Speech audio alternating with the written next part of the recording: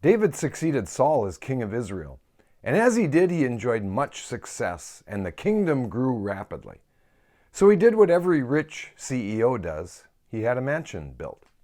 My name is Tom Miller. I may not have a mansion, but I am pastor of Central Assembly in Superior, Wisconsin.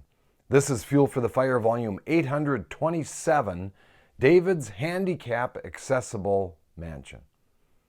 As David was enjoying the rest he had on every side after his early conquests, he had a twinge of conscience, and his thoughts drifted to his predecessor Saul, or more accurately, Saul's son, Jonathan. Jonathan and David had become close friends over the years, and he felt an obligation to honor his friend after his death. So he subscribed to Ancestry.com and discovered Jonathan had a son named Mephibosheth. According to the Bible, Mephibosheth was lame in his feet. It happened when he was just 5 years old, and his caregiver fell while fleeing with him to safety as the Philistine army descended upon the Israelites. This many years later, King David wanted to make it right.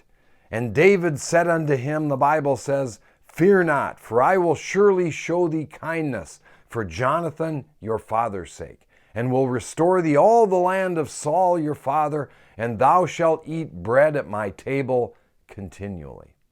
I'm sure it was all overwhelming to Mephibosheth. He was an adult now. He was handicapped and probably led a very simple life. I'm sure he figured it would always be that way. But then David offered him more, much more. From this day on, Mephibosheth would eat every day at the king's table. I'm sure the food was a step up, nothing but the best for the king.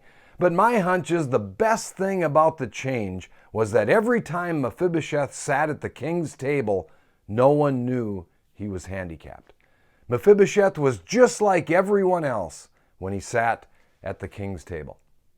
It's not so different for you and me. You may feel inadequate or inferior too. You may have a label attached to you that has become your handicap: addict, divorced, felon, sinner, failure, ugly, useless, loser, whatever. We all have a handicap, except when we sit at the king's table.